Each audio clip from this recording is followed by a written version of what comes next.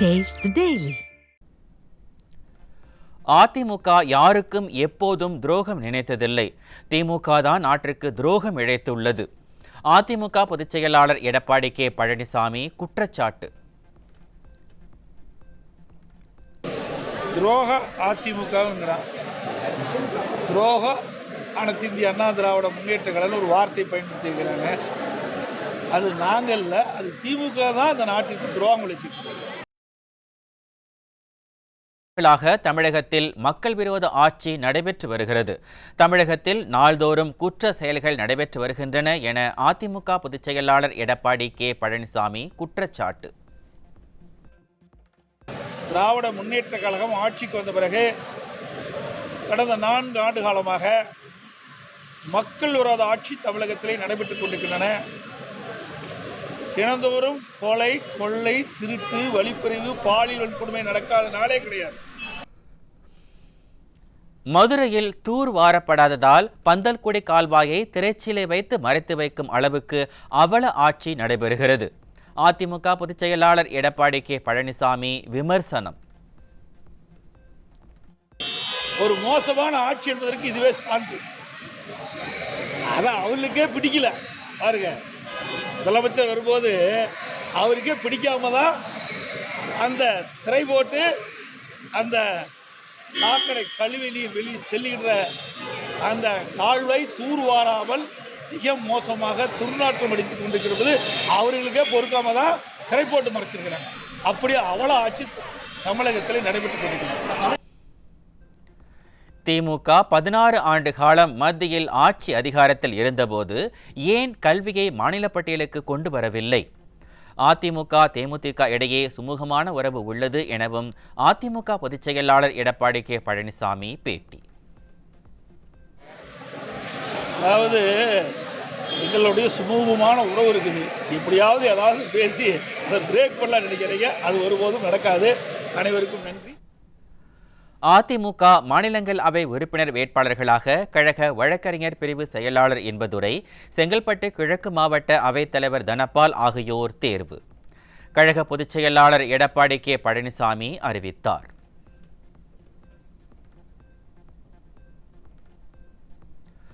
மாநிலங்களவை உறுப்பினர் தேர்தலுக்கான வேட்பாளர்கள் அதிமுக சார்பில் அறிவிக்கப்பட்டது. அதிமுக துணை பொதுச் செயலாளர் கே பி முனுசாமி, அதிமுக தலைமை நிலைய செயலாளர் எஸ்பி வேலுமணி கூட்டாக செய்தியாளர் சந்திப்பு. நாடாளுமன்ற மாநிலங்களவை தேர்தல் அனைத்து இந்திய அண்ணா திராவிட முன்னேற்ற கழகத்துடைய வேட்பாளரை அறிவிக்கிறோம். அனைத்து இந்திய அண்ணா திராவிட முன்னேற்ற கழக ஆட்சி மன்ற குழு பரிசீலித்து எடுத்த முடிவின்படி 19/6/2025 அன்று நடைபெறவுள்ள நாடாளுமன்ற மாநிலங்களவை உறுப்பினர்கள் பதவிக்கான தேர்தலில் அனைத்து இந்திய அண்ணா திராவிட முன்னேற்ற கழக அதிகாரப்பூர்வ வேட்பாளராக கழகத்தினுடைய பொதுச்சாரனுடைய ஆணைக்கு கீழ்கண்டவர்கள் தேர்ந்தெடுக்கப்பட்டு நிறுத்தப்படுகிறார் என்பதை தெரிவித்துக் கொள்கிறோம். 1. திரு IS இன்பதுரை, BABL XMLA அவர்கள் கழக வழக்கறிஞர் பிரிவு செயலாளர். திரு மா Dhanapal MA ML MBA PhD XMLA அவர்கள் செங்கல்பட்டு கிழக்கு மாவட்ட கழக அவைத்தலைவர், மாவட்ட ஊராட்சி குழு முன்னாள் தலைவர் என்பதை மகிழ்ச்சியோடு பொதுச் செயலாளருடைய அனுமதியோடு இங்கே தெரிவித்துக் கொள்கிறேன். அடுத்ததாக அனைத்து இந்திய அண்ணா திராவிட முன்னேற்ற கழகத்தின் தலைமையிலான கூட்டணியில் தேசிய முற்போக்கு திராவிட கழகம் தொடரும் என்பதை மகிழ்ச்சியோடு தெரிவித்துக் கொள்கிறோம். அதிமுக மாநிலங்களவை உறுப்பினர் தேர்தல் வேட்பாளர்கள் அதிமுக பொதுச் செயலாளருடன் சந்திப்பு. பொதுச் செயலாளருக்கு பூங்கொத்து கொடுத்தும் சால்வை அணிவித்தும் வாழ்த்து பெற்றனர். அதிமுக தலைமையிலான கூட்டணியில் தேமுதிக தொடரும். அதிமுக தலைமை கழகம் அறிவிப்பு. கோடை விடுமுறை முடிந்து தமிழகத்தில் இன்று பள்ளிகள் மீண்டும் திறப்பு. நண்பர்களுடன் உற்சாகத்துடன் பள்ளி சென்ற மாணவ மாணவிகள். இன்று முதல் பணிகளை தொடங்குகிறது சென்னை உயர்நீதிமன்றம். 1 மாதம் கோடை விடுமுறை விடப்பட்டிருந்த நிலையில் இன்று முதல் முழு அளவிலான வழக்கு விசாரணைகள் வழக்கம் போல் நடைபெறும். அண்ணா பல்கலைக்கழக மாணவி பாலியல் வழக்கில் குற்றவாளி ஞானசேகரனுக்கான தண்டனை குறித்த விபரங்களை இன்று அறிவிக்கிறது நீதிமன்றம். யார் அந்த சார் என்ற கேள்வி இன்னும் அப்படியே உள்ள நிலையில் குற்றவாளிக்கு அதிகபட்ச தண்டனை வழங்கப்படுமா என மாணவ மாணவிகள் எதிர்பார்ப்பு. கள்ளக்குறிச்சி அருகே 8 வயது சிறுமிக்கு பாலியல் தொல்லை அளித்த 84 வயது முதியவர் மீது போக்சோ வழக்கு பதிவு. வீட்டில் கூட செய்திகளை பார்க்கும் ஸ்டாலின், பச்சிளம் குழந்தைகளும் பாலியல் தொல்லைகளுக்கு உள்ளாகும் அவல செய்திகளை பார்த்தும் தார்மீக அடிப்படையில் பதவி விலகுவதை விடுத்து வெற்று வசனம் பேசி வருவது வெட்கக்கேடானது என மக்கள் கடும் விமர்சனம்.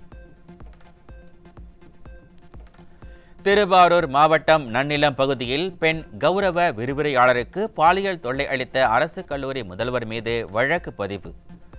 மேடைக்கு மேடை கூட்டணி சாதனை என பெருமை பேசும் ஸ்டாலின், தன் ஆட்சியில் பள்ளி கல்லூரிகளில் நடைபெறும் பாலியல் குற்றங்கள் குறித்து பேசாமல் வாய்மூடி மௌனியானது ஏன் என மக்கள் கேள்வி. தூத்துக்குடி மாவட்டம் கோவில்பட்டியில் கடலூர் சாலையில் உள்ள டாஸ்மாக் அருகே நின்று கொண்டிருந்த இளைஞர் வெட்டி கொலை செய்யப்பட்ட 30 நிமிடங்களில் செண்பகா நகரில் வீடு புகுந்து பெண் வெட்டி கொலை. ஸ்டாலின் ஆட்சியில் ஒவ்வொரு நாளும் கொலைகள் அவுட் ஆஃப் கண்ட்ரோலில் அரங்கேறி அலங்கோல ஆட்சியின் லட்சணத்தை தோலுரித்து காட்டி வரும் அவலம். தஞ்சாவூர் மாவட்டம் பட்டுக்கோட்டை அருகே மனைவிக்கு விஷம் கொடுத்து கொலை செய்த கணவர் பிடிபட்டார். ஸ்டாலின் திமுக ஆட்சியில் காவல்துறை மீது சிறிதும் பயம் இல்லாததால் கொலை சம்பவங்கள் சர்வசாதாரணமாக நடைபெறுவதாக மக்கள் குற்றச்சாட்டு. தென்காசி மாவட்டம் பாவூர் சத்திரம் அருகே வீட்டில் தனியாக உறங்கிக் கொண்டிருந்த பெண் கழுத்தறுத்து கொடூர கொலை. பெண்கள் வீட்டில் நிம்மதியாக உறங்கக்கூட முடியாத அவல நிலையை ஏற்படுத்திவிட்டு அரசின் சாதனை என பேச ஸ்டாலினுக்கு வெட்கமாக இல்லையா என மக்கள் ஆதங்கம்.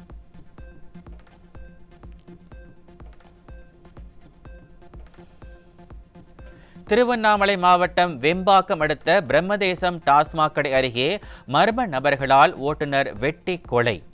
ஸ்டாலினின் திமுக ஆட்சியில் நாளுக்கு நாள் அதிகரித்து வரும் கொலை சம்பவங்களால் சட்டம் ஒழுங்கு சீரழிந்திருப்பதாக மக்கள் குற்றச்சாட்டு.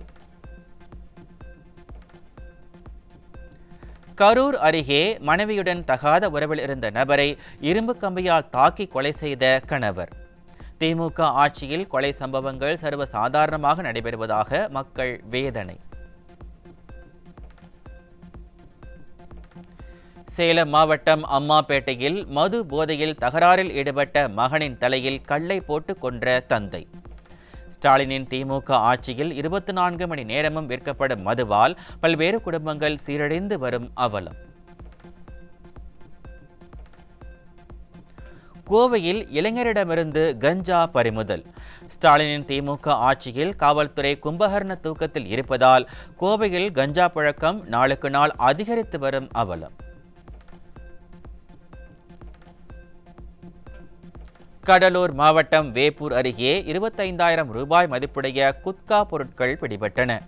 ஸ்டாலினின் திமுக ஆட்சியில் கடலூர் மாவட்டத்தில் குட்காஸ் கடத்தல் சமீப காலமாக அதிகரித்திருப்பதாக மக்கள் வேதனை. கடலூரில் 500 கிலோ குட்கா பொருட்கள் பறிமுதல். ஸ்டாலின் கட்டுப்பாட்டில் உள்ள காவல்துறை போதைப் பொருட்களை கட்டுப்படுத்த முடியாமல் திணறி வருவதாக மக்கள் குற்றச்சாட்டு. கோடை விடுமுறை முடிந்து தமிழ்நாட்டில் இன்று பள்ளிகள் திறப்பு. ஸ்டாலின் அரசு பள்ளிக்கல்வித்துறையில் போதிய ஆசிரியர்களை நியமிக்குமா, பள்ளி பேருந்துகள் முறையாக ஆய்வு செய்யப்பட்டு விபத்தில்லாத பள்ளி பயணம் அமையுமா என பெற்றோர்கள் எதிர்பார்ப்பு. ஸ்டாலின் மாடல் ஆட்சியில் நிரந்தர ஆசிரியர்களை நியமனம் செய்யாமல் 24,000க்கும் அதிகமான பள்ளி ஆசிரியர் பணியிடங்களை காலியாக வைத்திருப்பதால் மாணவர்களின் கல்வித்தரம் கேள்விக்குறியாகும் அவலம். தற்காலிக ஆசிரியர்கள் நியமனம் என்ற பெயரில் மாணவர்களின் எதிர்காலத்தையே பாதிக்கும் செயலில் ஈடுபடும் ஸ்டாலின் மாடல் அரசுக்கு ஆசிரியர்கள் சங்கம் கடும் கண்டனம். தூத்துக்குடி மாவட்டம் தோழப்பன் பண்ணை கிராமத்தின் நெல் கொள்முதல் நிலையத்தில் முறையான சேமிப்பு வசதிகள் இல்லாததால் மழையில் நெல் மூட்டைகள் நனைந்து முளைவிட்டு சேதமடைந்த அவலம். ஆட்சியின் அவலத்தை மறைக்க திரைசீலையிட்ட ஸ்டாலின் அரசுக்கு நெல் மூட்டைகளை பாதுகாக்க நெல் கொள்முதல் நிலையங்களில் மேற்கூரை அமைக்க திராணியில்லையா என விவசாயிகள் கேள்வி.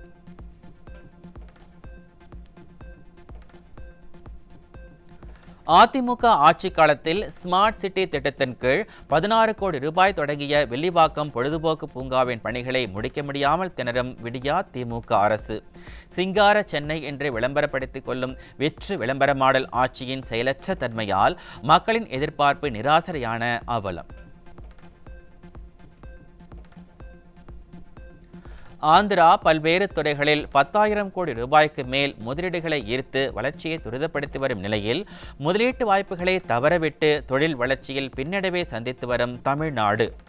மேடைக்கு மேடை வெற்று வசனம் பேசுவதை விடுத்து முதலீட்டாளர்களை ஈர்க்க விரைவில் நடவடிக்கை எடுக்க திறனற்ற அரசுக்கு மக்கள் வலியுறுத்தல்.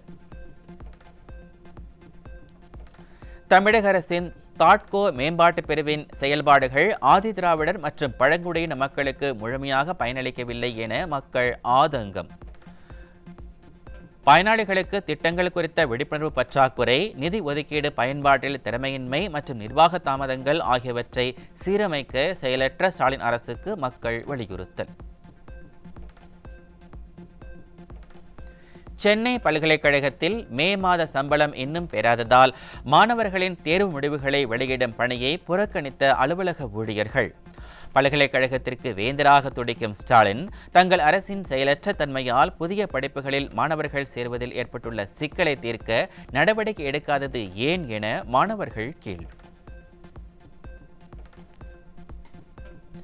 நாகப்பட்டினத்தில் வெட் ஆற்றின் குறுக்கே உத்தம சோழபுரத்தில் கடலிலிருந்து 7.5 கிலோமீட்டர் தொலைவில் அணைக்கட்டு கட்டப்படுவதற்கு ஊர் மக்கள் மற்றும் விவசாயிகள் கடும் எதிர்ப்பு. அணை கட்ட மாநில அரசு 50 கோடி ரூபாய் ஒதுக்கியுள்ள நிலையில் உயர்மட்ட குழு அமைத்து ஆய்வு செய்ய விடியா அரசுக்கு விவசாயிகள் வலியுறுத்தல். தமிழகத்தில் ஆண்டுக்கு 7,000 பேருக்கு முனைவர் பட்டம் அளிக்கப்படுவதாகவும், ஆனால் அவர்களில் பெரும்பாலானோர் தேவையான கல்வி மற்றும் திறன்கள் இல்லாதவர்கள் என ஆளுநர் கண்டனம். தமிழகத்தில் இருக்கும் 20 அரசு பல்கலைக்கழகங்களில் அதிகமான முனைவர் பட்டங்கள் தரப்படுவது கல்வித்தரத்தை பாதிக்கிறது என்றும் விமர்சனம். மதுரையின் முதல் மேயர் முத்துவின் சிலையை திறந்து வைத்து ஸ்டிக்கர் ஒட்டிக்கொண்ட ஸ்டாலின்.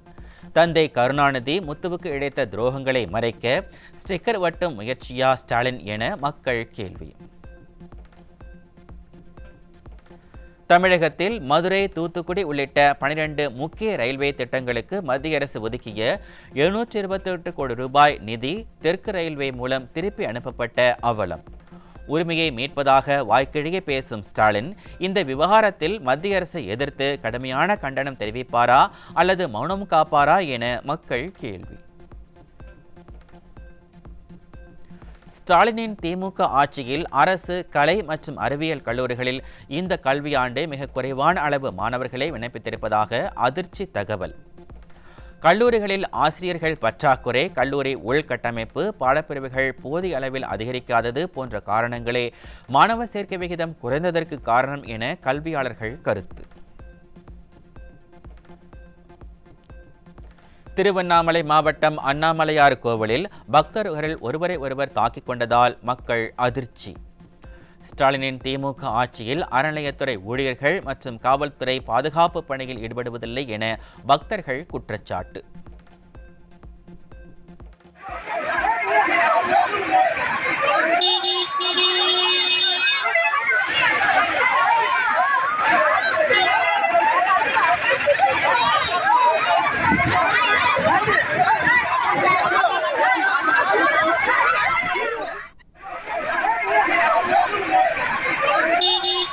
திருச்செந்தூர் சுப்பிரமணிய சுவாமி கோவிலில் வைகாசி வசந்த திருவிழாவின் 2ஆம் நாளில் வள்ளி தெய்வானையுடன் சமூக விலாச மண்டபத்தில் எழுந்தருளிய சுவாமி ஜெயந்திநாதர். சப்பரத்தில் 11 முறை சண்முக விலாச மண்டபத்தை சுற்றி வந்த சுவாமியை பக்தர்கள் மனமுருக வழிபட்டனர்.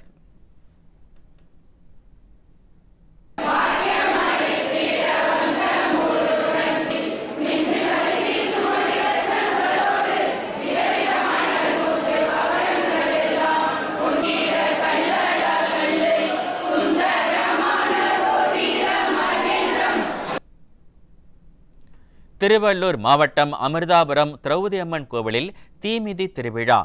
2000த்திற்கும் மேற்பட்ட பக்தர்கள் தீ மிதித்து நேர்த்திக்கடன் செலுத்தினர்.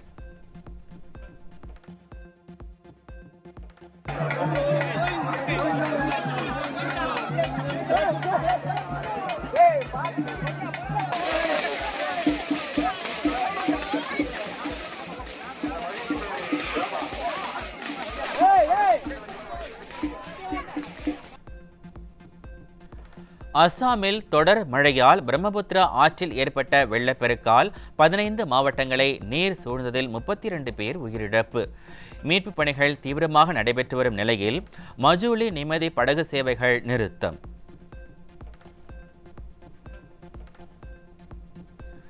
$25 கோடிக்கு மேற்பட்ட வளர்ப்பு தேனீக்களை ஏற்றிச் சென்ற லாரி கனடா நாட்டின் எல்லையில் உள்ள வாங்டாம் அருகே கட்டுப்பாட்டை இழந்து சாலையோர பள்ளத்தில் கவிழ்ந்து விபத்து.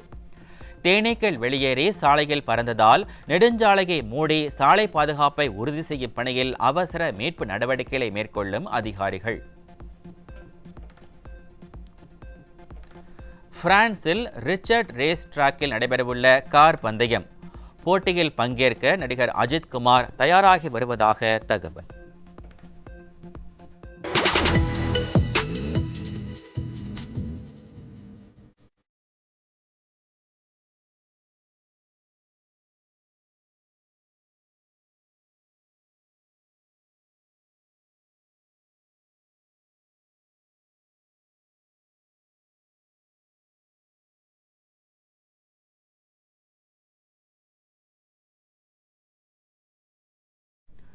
பதினெட்டாவது IPL தொடரின் தகுதிச்சுற்று போட்டியில் மும்பை இந்தியன்ஸ் அணியை வீழ்த்தி பஞ்சாப் கிங்ஸ் அணி இறுதிப் போட்டிக்கு முன்னேற்றம்.